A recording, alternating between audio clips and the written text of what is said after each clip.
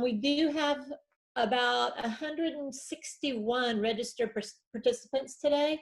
So if everybody could please remember to keep your microphones muted during the presentation to avoid any disruptions. And as the meeting progresses, if you have any questions that come up, just type them into the chat box, and Megan is going to be writing down your questions, and at times, appropriate times during the presentation, we'll take a pause to answer some of your questions. And then towards the end, we will answer as many other questions as we can. If you are, we are recording this session. So if for some reason you don't want your face to be seen, you can stop your video and your name will show up and you can listen and observe, but we won't have your face recorded. So that's an option you have. And after the presentation, we're going to put a link in the chat box for the evaluation, and we appreciate it if you would take a minute to fill that out. It really helps us planning future workshops. And all of our workshops for the foreseeable future are going to be online via Zoom. So after the workshop, you will also, in case you missed that link, you'll also receive a follow-up email that I'll send out with a link to that evaluation also. If you don't have time to do it right away, you have to run off to work, you can always complete it later. And with that all said, I think I covered everything.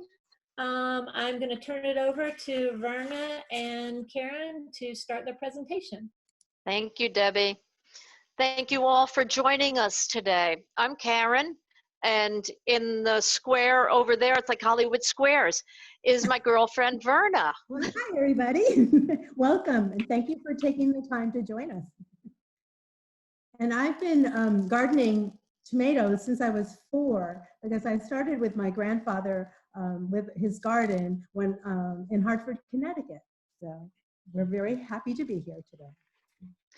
We have a lot of ground to cover today. So hold on a minute. There we go. And Verna's going to speak to some overview so you get some sense of where we're going today. Yeah, some of the topics that we're going to be talking about for growing tomatoes in Delaware is, first of all, planning your garden. Location is very important. Of course, they say location, location, location. We're going to be talking about the soil. We're going to be talking about a little bit about starting tomatoes from seeds. That could be an entire workshop, but we're just going to give you some snippets on why it's such a good idea. We're going to be talking about selecting plants, what to look for when you're looking for healthy plants that are really going to have a wonderful harvest. We're going to be talking about varieties, including determinate, indeterminate, and semi-determinate tomatoes. Also, heirloom and hybrid. What's the difference? What are the advantages, disadvantages? We're going to be talking about what you need to do to plant your tomatoes and then maintain a garden successfully. And then, of course, the diseases, disorders, and issues that you might find in Delaware, how to avoid them, and what to do if you have the problems.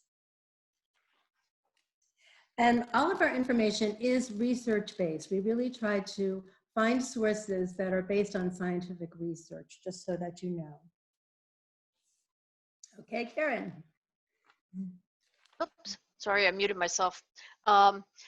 Yes, all of our information is research-based, based on information from cooperative extensions in our area. After the presentation, I believe you haven't received it yet. We're also going to provide those resources to you. So we start by thinking about tomatoes as being herbaceous. They are nightshades, and by nightshades, I'm talking about a group of vegetables or foodstuffs that are high in one particular element called solanine. That is a naturally occurring compound, but believe it or not, it can be toxic. Certain parts of nightshades are edible, like the fruit, where other parts would not be edible. And there are other, there are other nightshade vegetables that you all are familiar with, including eggplant, potatoes, and peppers. So you might not have realized it, but it is not that uncommon. It seems to me it's most of my garden, quite honestly. When we talk about tomatoes, There's no right or wrong. My famous phrase is, I have adopted since becoming a master gardener, that there is no gardening police. You can do it, you grow them in traditional gardens, as we all might be familiar with growing up or seeing in photos. They grow very well in containers. You can grow them in raised beds. I have done all of these, but I encourage people to think outside the box. Again, there's no gardening police. Anywhere you can put soil, you can grow something. So that shouldn't be a limitation to your gardening. Oh, this is B2. What you do need, more importantly than location in some sense, is you're going to have to choose a sunny location. So if you're planting a container garden, you want to make sure it's in a space where you're getting a lot of sun. As you see here, a minimum of 8 to 10 hours a day. More is better, of course. If I know some of you were speaking earlier before we started about transplants already not doing so well with these unique temperatures we're experiencing in May this year. The transplants will not do well, may not even survive if you're seeing temperatures below 32 degrees. Just this morning, I went over to my raised bed as well as my containers, and the surface felt okay, but when I put my hand deeper in the soil, it was still crazy cold. So it's not ready yet. With regard to water, again, we speak in averages here. You need a well-drained spot. You see that we want to talk about 1 inch of water per week. This is a space where more is not better. And when we speak of diseases, you'll understand why a little bit further along. If you're finding that your tomatoes get dried out quickly, we encourage putting mulch around the base of them. I have seen some tomatoes have soil built up, almost like a little tower around the base, and then that area covered, just to provide another layer of protection, not just from the extremes in temperature that we've been seeing, but also to help retain that water.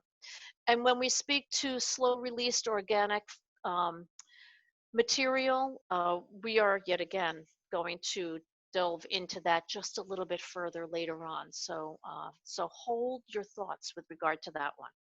Verna?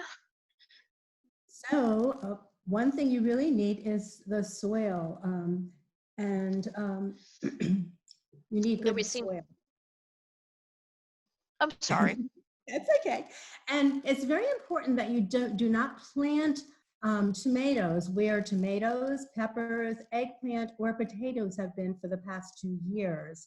And you might need to prepare your soil ahead of time, because I know when I started finding out about this, about not replanting, that you have to rotate your veggies, then I had to start a new garden. And that really should, and I started in an area where there were weeds and grass, so I had to prepare that soil first. So I put down some cardboard to kill the weeds and the grass, but I started that in September. So you really have to prepare ahead, because I really didn't want to till.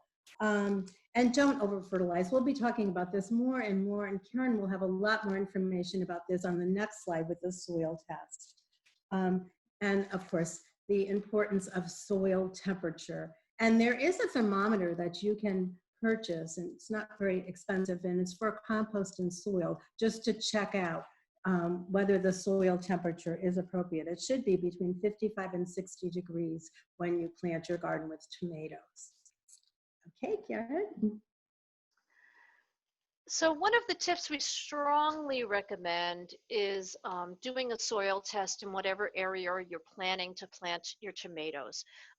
Here we provide you the link for the Delaware Soil Testing Program, and it is going to be in your resource page as well.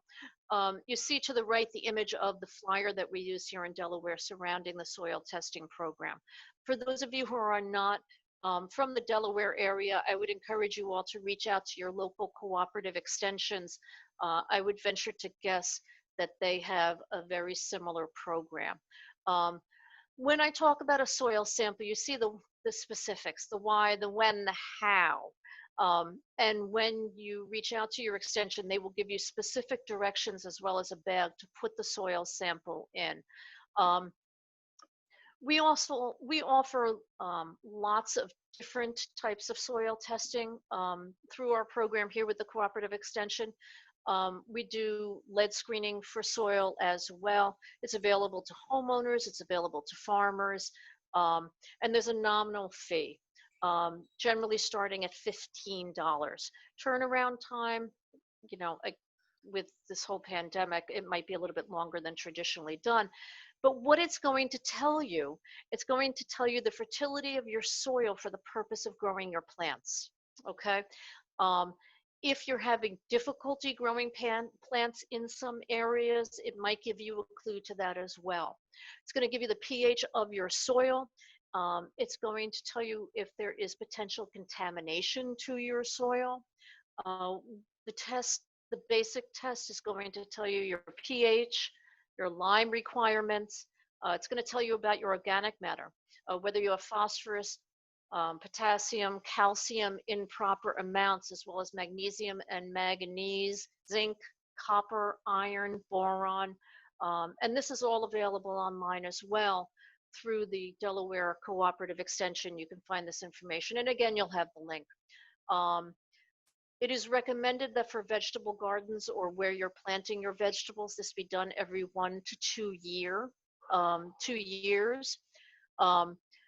Again, if you're choosing to add lime to your soil, it's also advisable that you do it well in advance of planting your vegetables, because it's going to take some time, and I'm talking about months, to really work into that soil so it's not going to hurt the plants. That being said, I was talking to Verna as we were preparing this. I had FaceTime my daughter while she was in a store, and I said to her, I need some soil for the raised bed, because I needed to replace some from last year. And she's going, they had rows and rows and rows and rows and rows of bags. And 90% of what she showed me, because I kept saying to her, flip them over, I want to see what's in them, contained elements that, based upon my soil test for that space, I didn't need. So therein again, there's an element of trying to save you money, because some of those products are super expensive and might contain things or fertilizer or elements that you don't need. So a soil test is really, really valuable.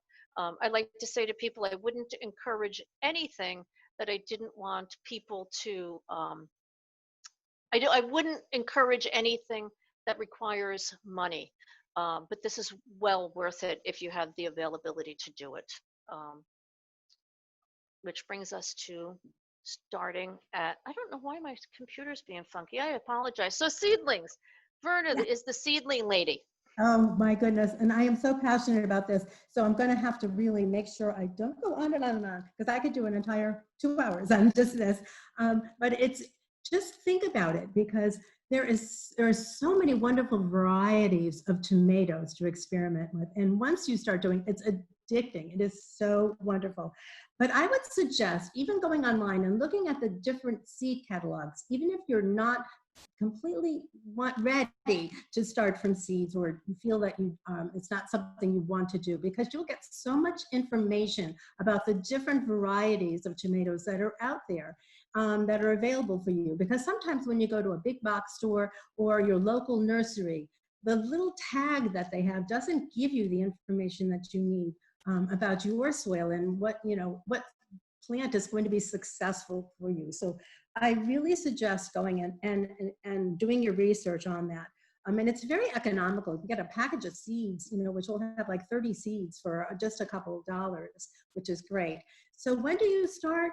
Well, you start 6 to 8 weeks before you're going to plant it outside. So maybe, mid-March, April. Then you can start with all different planting mediums. You could have, they have little seed starter kits, which are very exciting. I've been trying all different things. It's like having a new toy. And you can just use egg cartons. You can use pots that you already had, as long as you sterilize them ahead of time. It's really great to do. And you use the sterilized seed starting mix and put those little seeds in there, and you will have it. The real requirement is you need light. You need a south-facing window if you have it, or some strong grow lights. Sometimes it really helps to have a heat mat too, because they do need 75 degrees Fahrenheit for germination, and a little bit of light too. And I have to just tell you one little story too. Last year, and this was eggplant, but it could be talking about any different kinds of seeds. I planted seeds for all different varieties of tomatoes and eggplant. I planted half of my eggplant outside, and I have like a round garden, and so I intermix tomatoes, eggplant, herbs, everything. And I have deer. I live out in the woods. And the next day, after my eggplant were planted and my tomatoes, the deer came by, I'm sure it was deer, and they ate all my eggplant. I mean, there was no evidence of an eggplant in the garden at all, right down to the roots. So the next day I put my other half of the eggplant out that I planted from seeds. Deer got them again. So I went to my local nursery and I bought more eggplant and I planted them in my garden. Next day they were gone again. So I went to a big box store and planted my eggplant, and nobody touched them. So you can draw your own conclusion from that story. Okay, Karen. So we wanted to do a little something fun with you all today. We have a question for you. So a question is going to pop up on your screen. Oh, hold on a minute. Let me get it for you. And let's see, before we talk about this a little bit more, we're going to take about 15 seconds. You should be able to answer on your screen. But if you're not able to do that, just give some thought about what your choice would be. How do you choose which plant you are going to pick?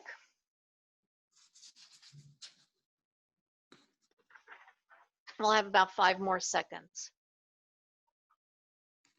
Very good. Okay, we're going to end the polling, and I'll show you what you all chose. So for those of you who chose the first answer, a stocky plant with dark green leaves, you got it. Good for you. Good for you. Very good. That's correct. That's correct.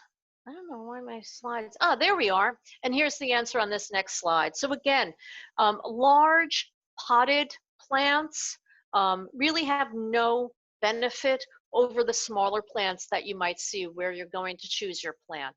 The harvest might be off by 1 or 2 weeks than the standard smaller plant, but other than that, it doesn't have any additional benefit. When you do go to choose your plant that you're going to put wherever you're planting them, make sure that you want to avoid plants that already have fruit on them. Make sure you look under the leaves. It's a super good hiding spot. It's a super good hiding spot under these guys to find all kinds of things roaming around, aphids or what have you. They're smart. They know that we humans are going to look on the tops of those leaves and say, oh, they look beautiful. But in actuality, they're hiding there. So be mindful of that. Also, compare your plants. Look at the labels. Inspect the root system. It should be white. It should be fibrous. And it's okay if some of the roots are coming out of those pots that you see. What you don't want to see is this tangled mass of white roots underneath the pots, these huge tangled, that's kind of an indication that they've been in those pots for quite some time and might not be the most advantageous for you to choose when you're looking at plants. And you see here some additional recommendations. Again, checking the label for resistance of diseases. I've found that in certain places where I buy plants, there are certain days of the week where I know they get their shipment, and you know, you want to get the fresh ones. You don't want to get the ones that have been sitting on the shelf for a while. You see here this graphic again, speaking of exactly what I had said on the previous slide. How do you choose a good versus a bad? And this is really a super graphic example. Obviously, the one on the right side of your screen is extreme. You want to choose a plant that has nice green leaves, nice strong stalks. Again, looking at the bottom of those leaves. You want to, as best you can, choose the healthiest plant, obviously, for where you're choosing to plant. And that's the thing. It's relative to where you're choosing to plant. And Verna's going to speak exactly to that point for just a second. So there are different kinds of varieties of tomato plants too. And there's determinate, and like I said, the determinate plants varieties grow just to one height. They're usually about 3 feet tall. They're not as tall as other varieties. And they have, they're very bushy. They're really wide, and and when they're growing, they grow to about 3 feet tall, and they produce flower clusters at the branch tips. And the tomatoes form there, and they ripen within 2 to 3 weeks. And usually you just get that one crop of tomatoes. So the advantage is they're like early producers, and they're great for people that really want the tomatoes all at once, and that they can can them and process them, freeze them. And you don't have to prune them. You don't have to stake them. They're good in containers, and so even if you have a small garden or have plants on your deck, they'll do pretty well. And they really produce early.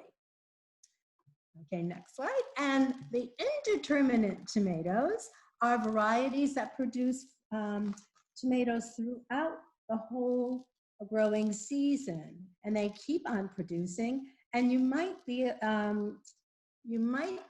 have to stake them. You probably will have to stake them or train them in some way using other mechanisms. And Karen will be speaking about that later.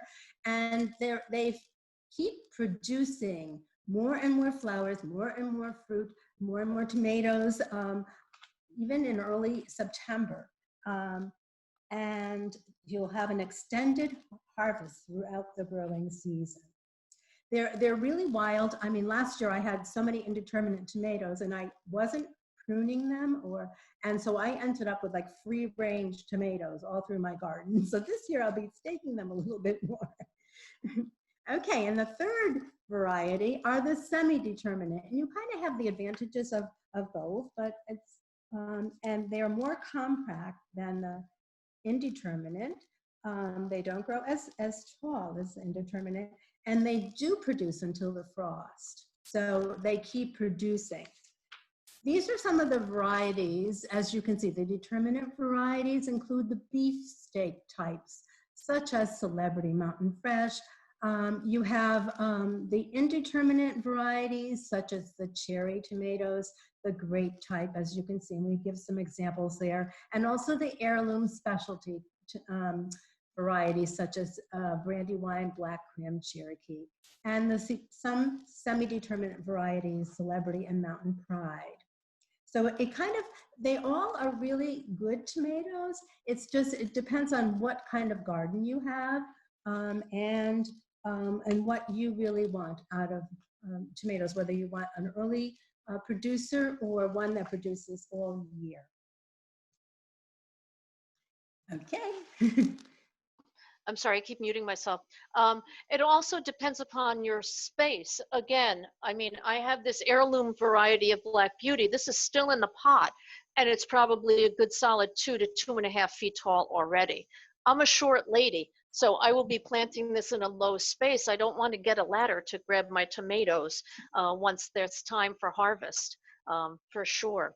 That being said, here's another question for you, and I apologize, I didn't realize the previous one had not closed. So this again speaks to a little bit of what Verna had said, but what do you think? Hybrid seeds are created by crossing selected varieties and sometimes result in more vigorous plants with a greater yield. Is that true or is that false? We'll give about 5 more seconds. Excellent, excellent. Well, you are correct. True is the correct answer. Very, very good. When we speak to hybrids, and you'll see the picture here on the left of your screen, we're talking about seeds that are created by crossing selected varieties, and they do result in a more vigorous plant with a greater yield. I mean, that yield is crazy on that plant, right? Relative to the heirlooms, which you see here on the right side of your screen, Oftentimes people will refer to these as an old time variety. It is openly pollinated instead of being the hybrid. It has been saved, it has been handed down through generations. So that's what we're referring to. Again, it's very important to realize the special needs of your garden area, whether it be pests, whether it be disease, whether it be exposure. Hybrids might be a better option for you if you find, for 2 years, I kept getting potato beetles. And I just could not grow the heirlooms because once they were done with my eggplant, they just hopped over to the heirloom tomatoes. But the hybrids did okay.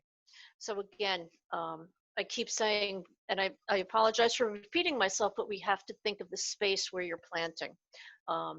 Oftentimes that feeds right into your success, which brings us to another question. Bear with me here as I bring it up for you all. So what do you think about this? This is kind of an interesting question this year. Relative to Delaware, what do you think is the best time to plant tomatoes? And again, we'll give you just about 5 more seconds. Very good. So nobody thought mid-April, so that's good news because that is correct. The correct answer is the last one, the middle of May to early June. Let me close this one for you. Generally speaking, I personally always go by Mother's Day. Unfortunately, as I had said earlier, it's been an unusual year this year. My plants are still in pots, all of it, because as you see here, the soil temperature should be 55 to 60 degrees to plant those vegetables. So as Verna had said, you are able to get a thermometer, but with experience, I mean, my soil's pretty cold. I didn't need a thermometer. It's just way too cold. So it's variable. I've spoken to many people this year who have planted and had their plants not do so well this year. You definitely want to plant after there is danger of the frost. For Delaware, we are in zone 7A. Sorry, let me just switch the page here. And you'll see that on the map, and Verna will speak to that later on. Generally speaking, our last frost date is sometime early in May. This year, they expected it to be May 10th. As some of you have already said, I'm not so sure that that was very much the case. Although when I look at the weather, it seems like we're going to be moving forward now. Generally, it's not until early October that we start getting those cold evenings again. Again, if you choose to plant your tomatoes early, they might be more susceptible yet again to pests. They might be a little bit slower growing. They might be a little bit less resistant to disease attacks, things like blossom end rot, which again, we're going to speak of a little bit later on. So look at your varieties and take so many of these variables into account. Verna? Yes, and here is a USDA plant hardiness zone map for Delaware. And as you can see, the people who are in the Wilmington, Middletown, Dover, Milford area are all in zone A. And the people who are in the coastal areas and down near Del Mar are in zone 7B. So 7A and 7B are the two USDA hardiness zones. Of course, that didn't help us this year because that helps predict, when the last frost date will be. And, all of the meteorologists have been saying this year is just an exception to every rule. I do have one suggestion, which I read from Cornell University, and I know most of our research has been in, cooperative extensions in our area. But of course, Cornell, they're a little further north in New York, and they were saying that what they did whenever there was an unusual winter and they had already planted their tomato plants is they get water bottles and they fill it with warm water and they place it near the roots of the plant overnight and maybe cover their plants just gently, because of course you don't want to keep all the air out, and just to try to warm the roots of the plant. So that might be a suggestion, because we have a possibility of 40-degree temperatures tonight. Okay. Okay, there we go. So we're going to start talking about the actual planting and maintenance part of growing tomatoes. So my first suggestion, we've been talking, we do repeat a lot, and I have heard one set, in order to really understand it and have it be part of your everyday knowledge, you need to hear something 70 times. So you will be closer after this, hopefully. But anyway, before you're planting, look at the weather forecast, because okay, we know we're in zone A and we have all of these recommendations, but then things happen. So look at the weather forecast. You want to make sure that your soil, of course, is warm enough, and that you have prepared your soil. You have loosened the soil. You have prepared your area. You have compost. Compost is the greatest thing. It's black gold, let me tell you. And if you have some compost, it's the best thing to put on your soil. It helps to loosen it. And then you put that mulch over it. You get, the water retention, which is so wonderful. And then you watch the weather forecast, which I didn't do last year. No, not last year, the year before. We had torrential rain for weeks on end in the spring, followed by drought conditions. So it was just a nightmare. And I wasn't prepared, and I wasn't watering properly, and so I ended up with all kinds of diseases and disorders. So, just really just watch your weather forecast to the best of your ability, just to find out when the best time would be. And then wait for indirect sunlight and wind-free conditions to actually transplant your plants from the nursery, big box stores, and putting them into the soil. And removing the stem leaves on the bottom of your tomato plants, because you really don't want the leaves to be touching the soil. And plant them deep. That is one of the most important things you can do. Now, if you are putting your seedlings that you started from seeds there in your house, and you're bringing them outside, you really need to harden them off. So you want to bring them out like for an hour a day, not in direct sunlight, and then bring them back in at night, and then gradually increase the length of time. And that's for tomato plants that have been indoors. You don't want to just drastically plant them in the soil. But if you have bought them from a place where they were outside, then you don't have to really be as careful about hardening them off. But if you bought them in a place or grew them from seeds, just bring them out gradually and make sure you start in direct sunlight and wind-free conditions. Okay. Very good. The next one, okay. So water, that's again, one of the most important things, again, is the watering. So you really want to water, keeping that root zone moist. You want to water slow and deep. And what I do after I've planted them, because you need, like we said before, about an inch of water a week. So I always put my finger down, into the roots of the plant. Of course, my finger is only so long, but you want to go like 2 inches down just to determine whether you need more water.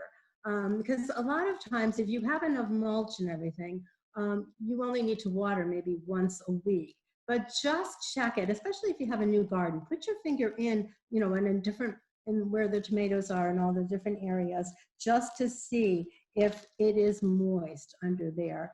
Mulching will help. I have very compact soil, so in the beginning. Now it's much better because I've been putting compost and everything and mulch on it.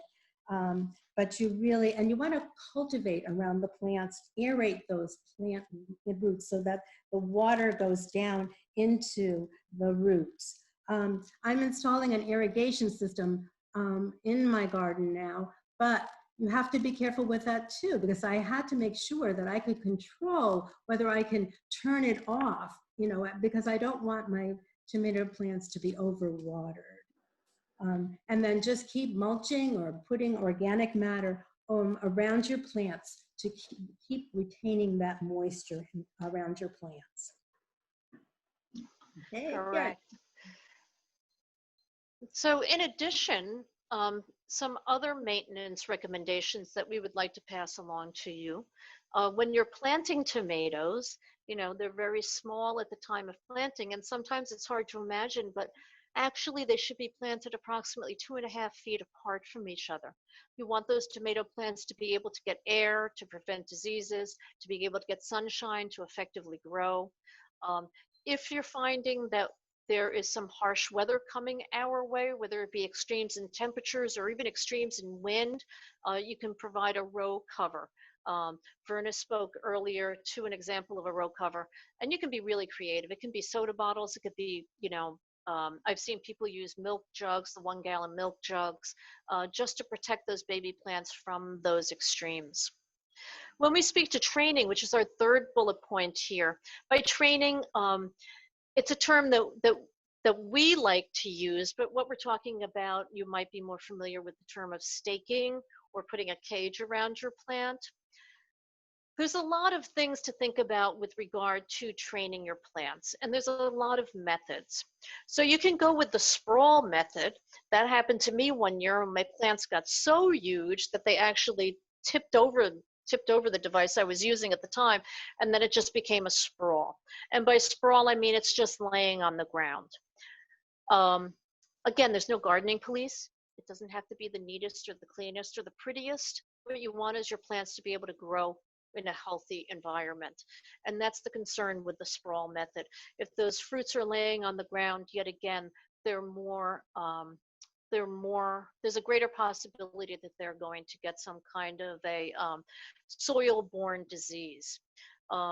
As you all are more than well familiar with, there are cages and cylinder type devices that are sold for keeping the fruit off the ground. We do not recommend any particular device here. I think I've tried them all. Again, it's a matter of personal preference as well as where and the type of variety of tomato you are planting. Staking is a little bit more labor intensive, but again, I don't necessarily think it's necessary to spend a lot of money on devices to train your plants. Just think creatively. Use what you have.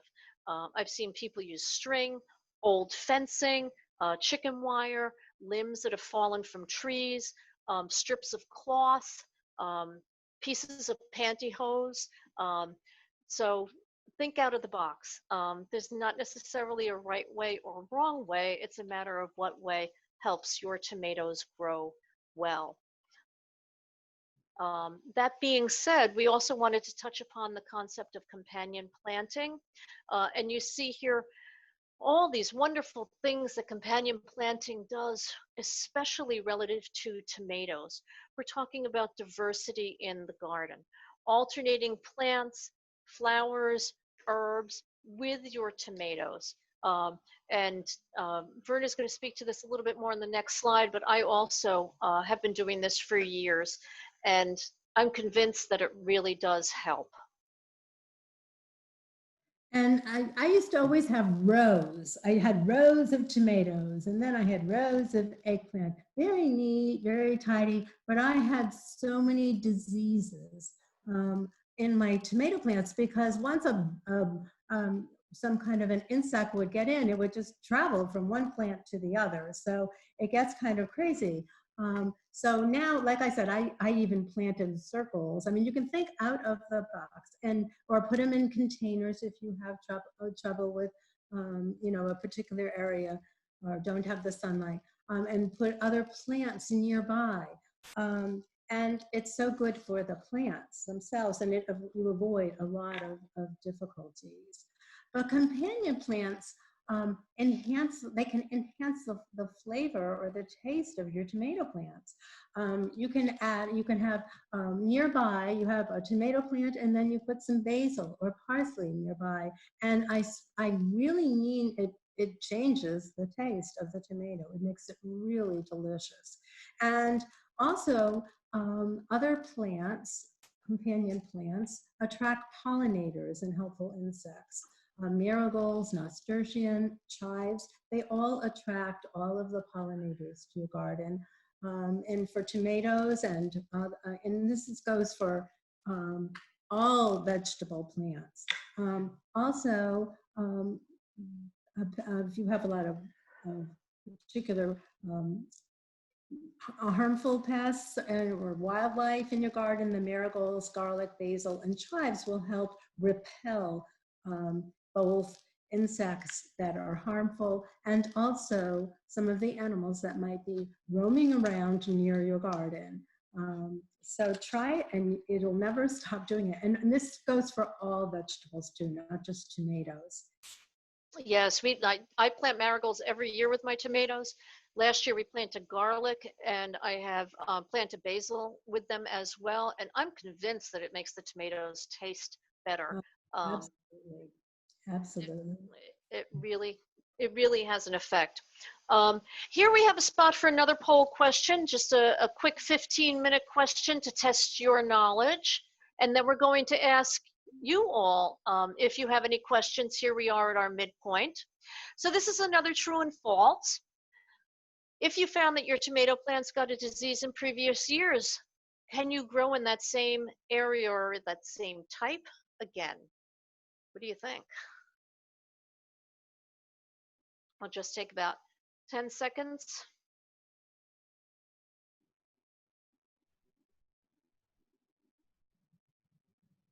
Okay, and so we have a little bit of a mix, true or false. The answer, in fact, is false, and we're going to talk about that in just a moment. But before we move on, I believe Megan was saying there are some questions for us. Yes, so I have been monitoring the chat box, and there are a few questions. The first question came in, and it said, how soon should you remove the stem leaves when planting?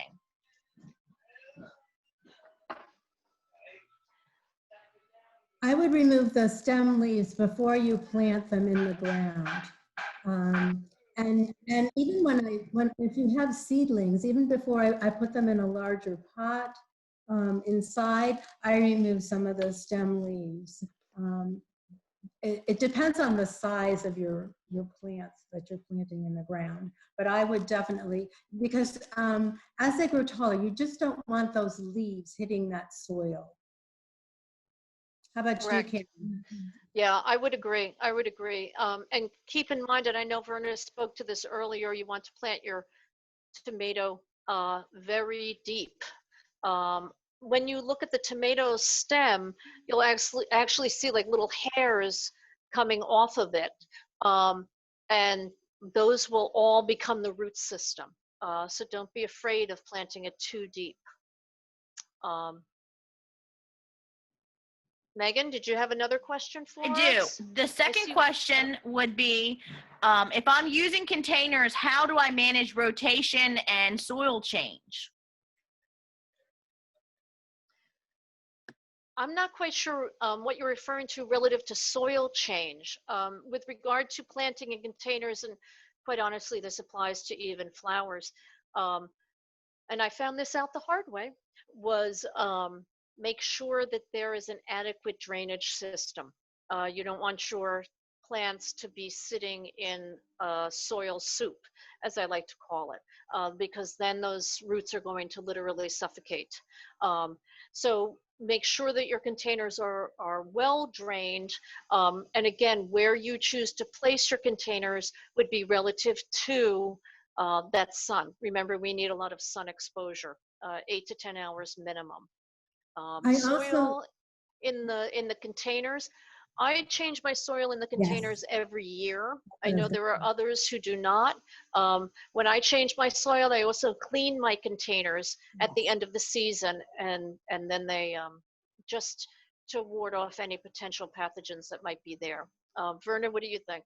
Yeah, that's what I was going to say. I also put some compost in it also in my containers when I'm planting, just to really enrich the soil. I'd rather do that than get that, like you said, that prescribed fertilizer mix in my soil. Sure, sure. The next Um, question came. Any others? Yes, sorry. The next question was someone isn't able to get out because of the pandemic, and she's been growing tomatoes in a raised bed for 2 years. Would it be better for her to get new pots, or can she grow in the same container again this year? What would have a better result or a better yield? Well, I mean, I don't know what you'd think, Verna, but if those pots have soil from previous years, I would just make sure that there was enough nutrients in that soil and that the plants that were in that container previously didn't have any diseases that Yeah. might have lived in that soil. That would be my initial concern. Verna, what do you think? Yeah, I think the same thing. You know, just aerate the soil. I mean, this is a special condition this year. We don't want anyone to go to the store. We shouldn't be going to the store or, you know, trying to get, but you know, just aerate it and, you know, do the best you can. Yeah. Yeah. Okay, the next would be, do you have any planting tips for containers, or how many tomato plants should you grow? Like, what's the spacing between the different tomatoes? Oh, well, we spoke a little bit earlier about tomatoes being 2 to 2.5 feet apart. I put 1 tomato plant in my containers. Again, it's relative to size. You know, I have some little square containers, and then I have some larger planters, but nonetheless, I generally put 1 tomato in, and then I will put companion plants with it. But I guess it's all relative to the size of your container. But Yeah. you, again, want to be mindful of leaving space for the plants to be able to get sun, as well as those leaves and those buds to have pollination and aeration to prevent disease. Verna, do you have anything? And you also want to make sure that your pot is large enough because you want to have the roots expand and really grow. So make sure you have a large enough, you know, pot so that you can plant it deep and have room for the roots to grow, because they really need a good, healthy root structure in order to produce tomatoes. That's a good point. Okay. What type of mulch do you recommend? I like leaf mulch myself. You know, just kind of aged leaves that you grind up. I have had really good luck with leaf mulch more than anything. Some people use grass clippings, but you have to be careful. You have to make sure that you haven't put any pesticides or, you know, different fertilizers on your lawn that would be helpful, that would be harmful to your plants. Correct, and I think the same thing would apply to, I've seen people use wood chips, and I don't know that I prefer, I mean, leaf is excellent because it's organic matter. I don't have one preference over the other as long as it is not a chemically treated product that you're using. Yes. I have heard, I can't remember who it is right now, but I have heard of gardens actually not being good sites to grow anything for years because people had used matter that had been contaminated with herbicides, and it affected growth for several years. So that's the most important element as well. I've got 3 more questions here, and then we'll go on. Can I plant companions in containers with my tomatoes? Yes, yes, and Absolutely. yes. It just makes sure your container is big enough, because again, you want to have an aerated, and also cultivate, you know, just kind of use a small cultivator or maybe a fork to kind of aerate that soil so that you can have enough room and aeration for both the companion plants and your tomatoes. Correct. So when Verna is speaking to aeration and a fork, you know, soil, especially soil that might have been in a container, or I even do it with my raised bed, over the winter season, it might have become more compact, more tightly packed because of rain and weather and what have you. So just going and turning it over just to get, again, that aeration is what she's referring to. But the next question, Miss Megan, you're like So, a talk show host. I know, that's me. And people are working on my floor, so I hope you don't hear the saws and stuff. So the thoughts on cover crops for weed control.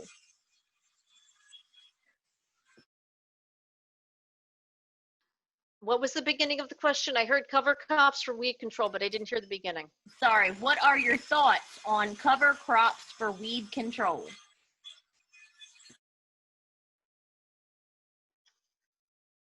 Do you have any idea about cover crops for weed control, Verna? I've never planted a cover crop. I mean, I don't garden as large as that I would look towards doing that. We will have to find out about that because I don't want to answer this until I do the research. So when we send out your packet, we will provide information on that. I know Debbie does cover crops. We'll have to. Yeah. Or Megan, you might know more about cover crops as well. I mean, cover crops are great. I think it's the same thing like you're saying, Karen. It depends on the size of your location. You know, if you just have a small garden or you're growing just in containers, it wouldn't be for you. But there are a lot of advantages of cover crops with the soil and putting nutrients back in. And I know that Debbie's had some really good success in some of her raised beds. She's you know, she does a great job with that. Debbie, I didn't know, are you still here? Did you want to speak on your cover cropping? I plant crimson clover. It's a legume and it helps put nitrogen back into the soil. I actually recently got a tip from another master gardener friend of mine who actually leaves hers growing, and she just cuts it down and lets it keep growing and keep providing. But in the past, what I've done is just till it under. But so there's another option. You can just cut it. Thank you.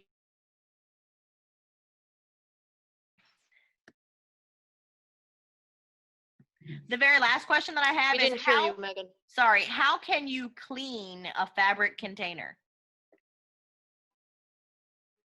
If they're growing, like say in the big fabric containers, like a grow bag. Yes. Yeah, the grow bags I use are felt. I don't know that you can wash them. I'll be honest with you. I've never washed my grow bags. I mean, at the end of the year, again, I'll take the soil out. I'll shake them out and look for any evidence of, you know, weakness or any evidence of pests or anything like that. Debbie, I think you use grow bags too. Have you ever washed out your grow bags? Like physically washed them? I've just hosed them out and cleaned them out with water. And then I store them in my shed. Yeah. A lot of times I just leave I'll leave the dirt in there from the previous year and reuse the dirt, or I'll move around and put the dirt somewhere else and then use new dirt. So I kind of reuse them a lot, and I usually tend to clean them off a little bit. But my grow bags are sitting on gravel, so they really don't get that dirty, to be honest. Oh, sure. Yeah. And this might be a good point to bring up, whether it be containers or grow bags or whatever you're using. Keep in mind that we're growing things that we're going to be eating in those spaces. Yes. And you know, you don't want to be using chemicals that might be harmful to yourself or pets or what have you. So something to be mindful of. Again, I learned that the hard way. Any additional questions that we have at this point, Megan? And I just wanted to say that when I do use containers, I do wash them out and sterilize them. So that way they're ready for the next growing season. Nope, I think we can head on for the next round, Karen. Thank you. Great. I apologize. I don't know why on all these slides we're seeing what to do about tomato worms and hornworms. I don't even know where that came from, but my apologies. But this is the answer to the previous poll question. So if your plants got a disease last year, can you grow them again? And our recommendation is no. And you see the answer here. The odds of a disease coming back again, the odds of a pest coming back again to the same space are generally speaking pretty good.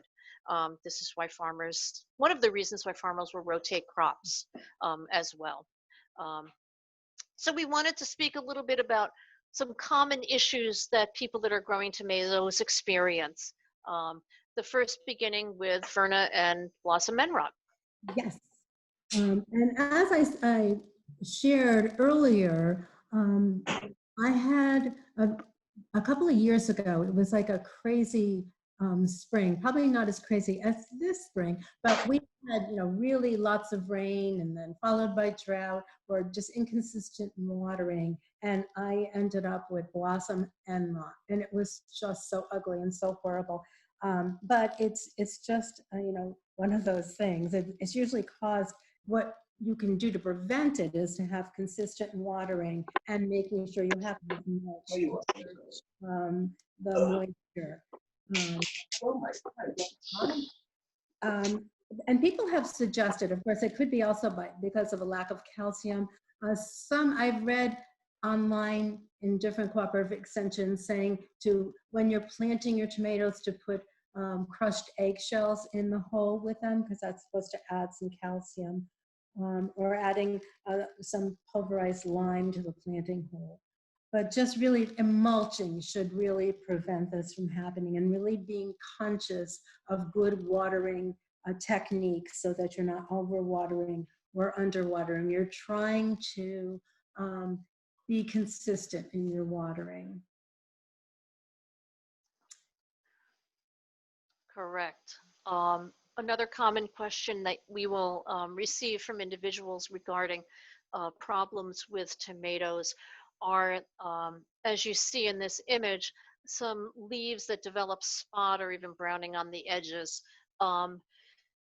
This is traditionally known as early blight, and it is a fungal disease.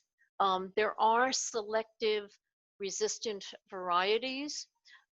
It is recommended that at the end of the previous season, you remove all debris from that season, yet again, increasing the spacing between your plants so that they can get that fresh air.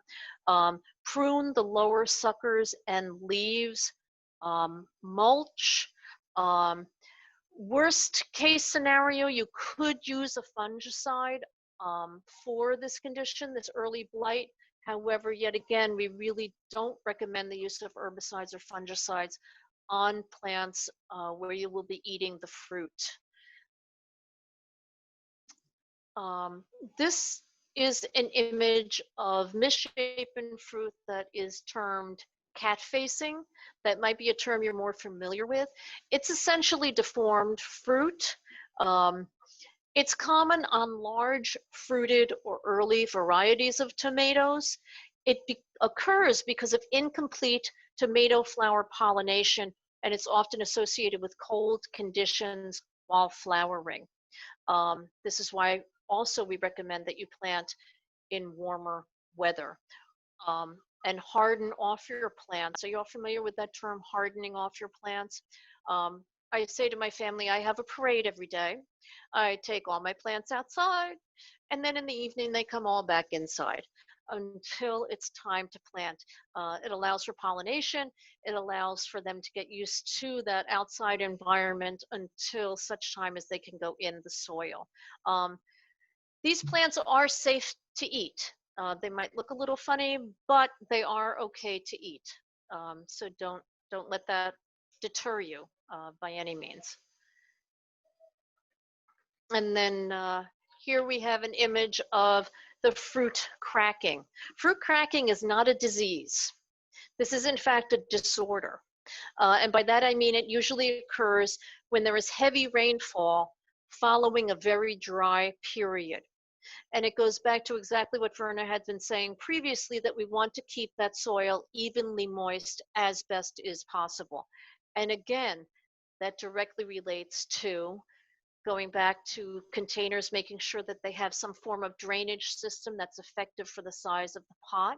Often drainage is not so much of an issue with a raised bed. They tend to drain pretty well. but you want to avoid those fluctuations in soil conditions relative to the fruit cracking. And again, this is an edible thing. These little guys are the bane of my existence. The Colorado potato beetles just love me. They prefer potatoes and eggplants, but as I had said previously, once they are finished with my eggplant, they will go over to my tomatoes. They're essentially going to go to a host that's available. They, as you see here, they are these little 3/4 of an 1/8 inch fellows with yellow wings and black stripes. The larva that is behind this potato beetle is yellow. It can range from orange to red. Both the adults and the larva are going to feed on the leaves, leaving the veins and the stems. What I did want to also point out to you in this photo speaks to what we were talking about earlier as well. If you take a close look at this photo, you will see that this Colorado potato beetle is actually on the underside of the leaf. So again, look at the underside, and hopefully you will not see this good friend of mine. With regard to control measures, we recommend hand picking these off the plants. You can also plant your tomatoes in a different area than the previous years. Don't put your eggplant near your tomatoes because again, they're going to go to another host once they're done with one. And as I had said previously, we do not recommend the use of pesticides because you will be eating these fruit. I've also tried, there's a lot of, there's a lot of wives' tales about things you can do. One year we tried pepper flakes. Sorry. It was super, yes? Well, I just want to say that, sometimes, pesticides can be necessary. And if you do have to use a pesticide, just make sure you follow the label. That's the important thing here in Extension, that we do say if you must use a fungicide or a pesticide on any vegetables, just make sure that you are using the label, using it accordingly. Correct, using it accordingly, but also rinsing off your fruit extremely well prior to eating, for sure. We're going to continue on taking a peek at pests. This is a tomato fruit worm. They can vary in color. It's a little challenging to see from this image, but they do have whisker-like spines all over their body. They can be approximately 1 to 5/8 of an inch long when mature. These guys often will begin feeding near the stem end of the fruit and will eventually enter the fruit, as you see here. Again, hand picking off of the plant, removing any infested fruit, pesticides as a last resort is my opinion, as is necessary. You can hand pick these guys off as well. You would see this more commonly in tomatoes that are using the sprawl approach. So this would be an encouraging reason to remove those plants from the ground to get them raised up off that dirt. And I have a nice relationship with this little fellow as well that Verna's going to speak to. Yes, yes, we have, I live out in the woods, so we have, chipmunks, we have, just everything, deer, we cohabitate with squirrels, every little creature you can imagine. And I have learned to respect them and love them. So, but I do have some, this year I am going to put a fence around my garden. Hopefully that will help a little bit.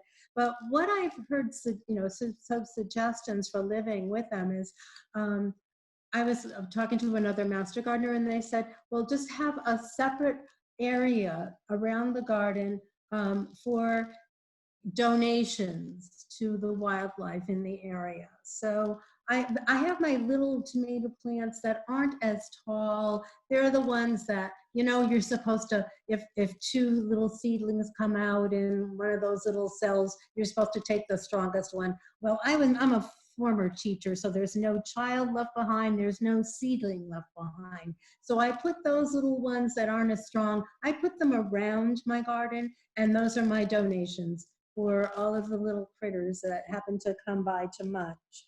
I've also heard filling milk bottles with water and placing them in the garden, or pie plates, you know, those disposable foil pie plates, putting them on a post, because supposedly a lot of wildlife don't like shiny things. So that's, you know, my approach to just living with the wildlife appropriately.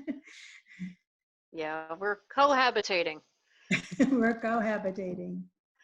And harvesting, this is what we all want to see throughout our gardening season. There is nothing better than going out in your garden, and I bring some fresh water with me, and I pick my tomatoes and I dunk them in the fresh water to clean them, and I eat them. I have a feast. I bring my grandchildren with me, and we have an appetizer in our garden. It's just so cool.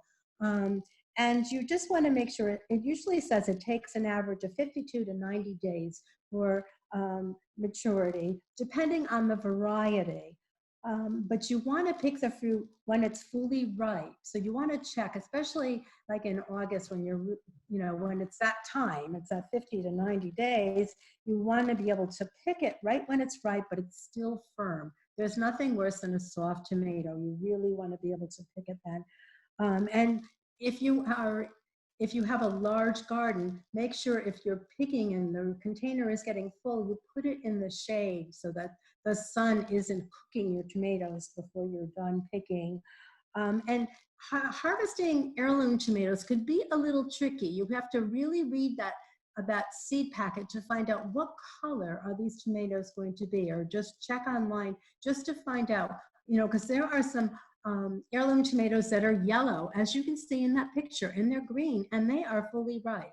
So it really takes experience. Oh, there we go. There we go. And they Yeah. are purple. So Yeah. they will All different sizes. all different sizes, all different colors, and that's the wonderful part of heirloom. But you have to really know when they are ripe.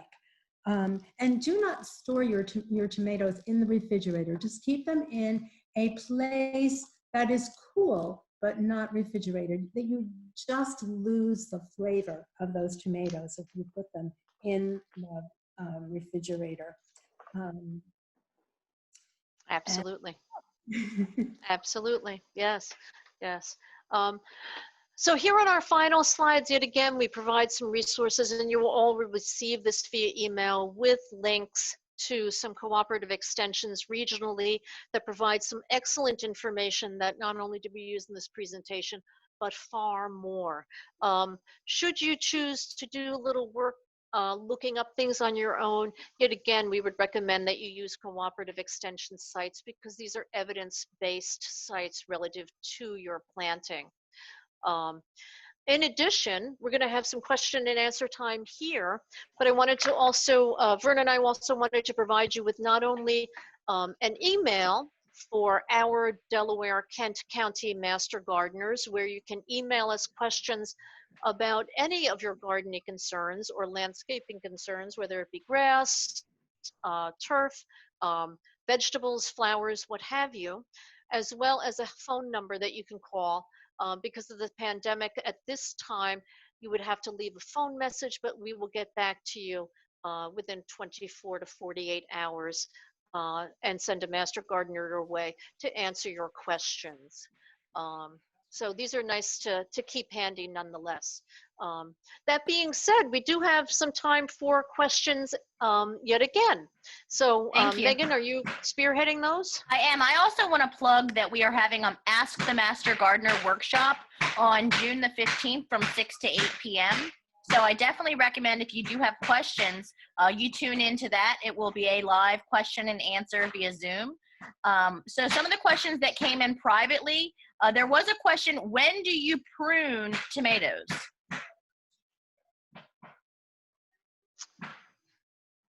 Verna? Okay. As you want to control them, especially the determinate ones, usually you don't have to prune as much.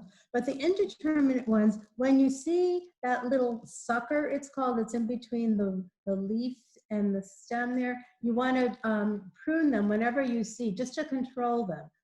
So as they're growing, you don't want them to be sprawling out all over your garden, unless you like free range tomatoes. There's, you know, if you have a large plot, that's fine. So when you see that little sucker coming out, then it's time to prune. After you already have, you know, the shape of the tomato that you want.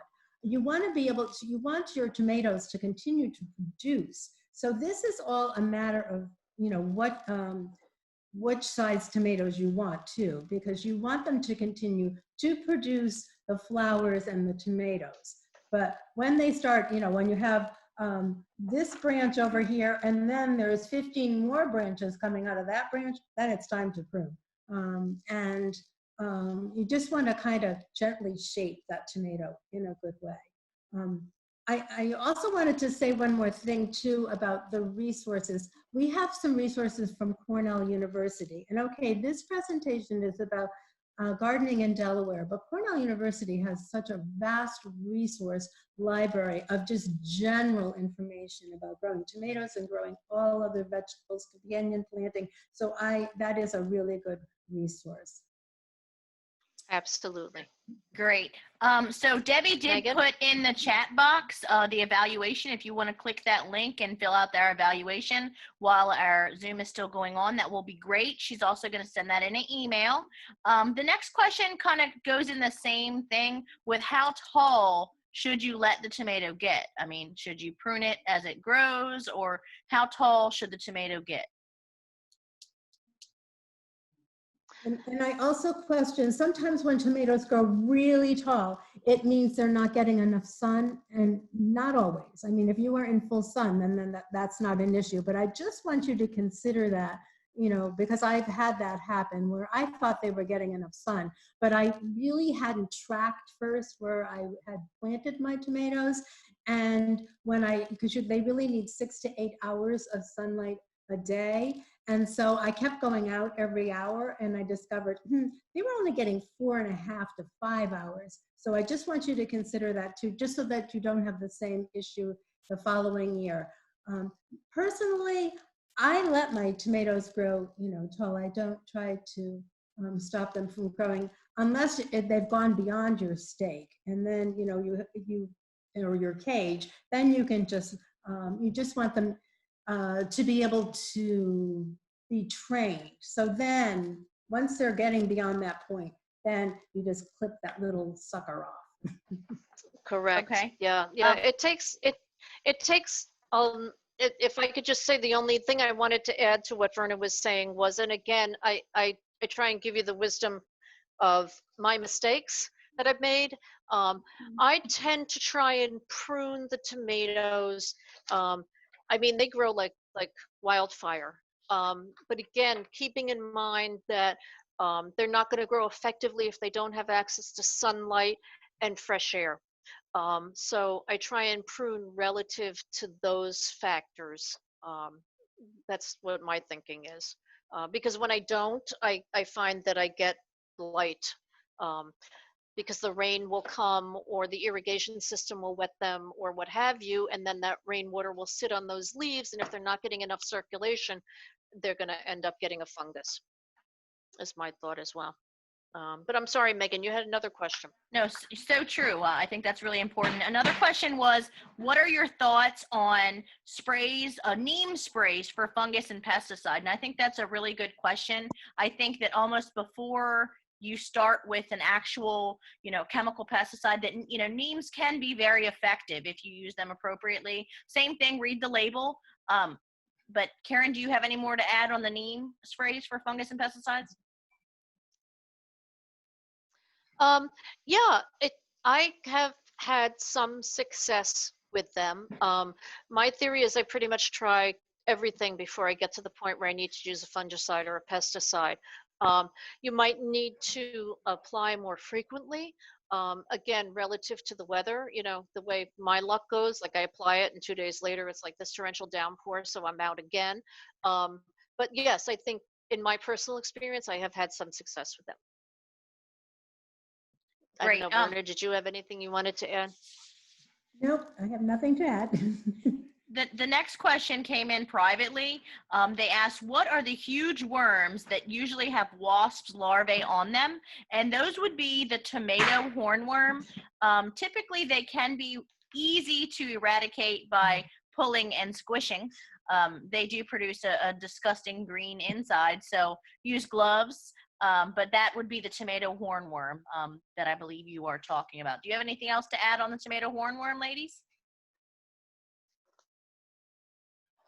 No, Nope, I'm a fortunately, big I've puller never and had. squisher. Yeah. I actually leave them for the, oh, what kind of wasp is it? There's a wasp larva that actually attacks and they will eat those big green worms. You'll see little white larvae all over it. If you observe, it's very, very cool to watch.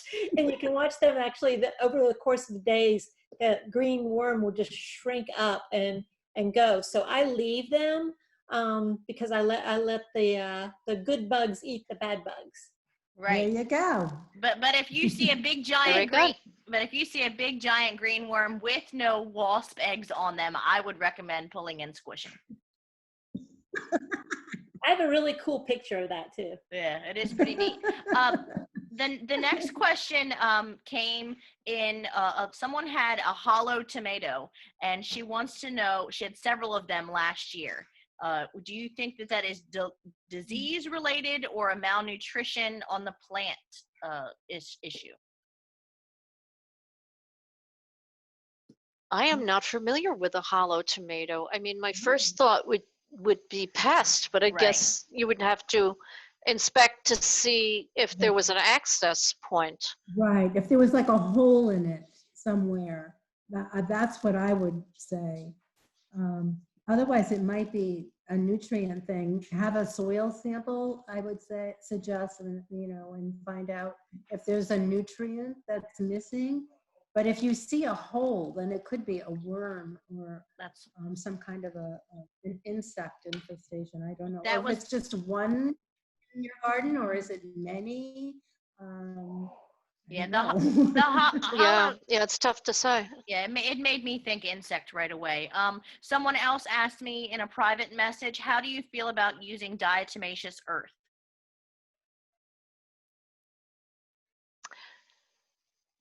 I know a lot of people who anecdotally swear by it. I don't know that the research supports it. Was my investigation.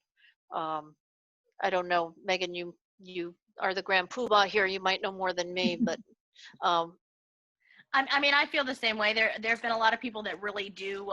They say it does great things, but on the same token, in some of our trainings with Master Gardeners, we have.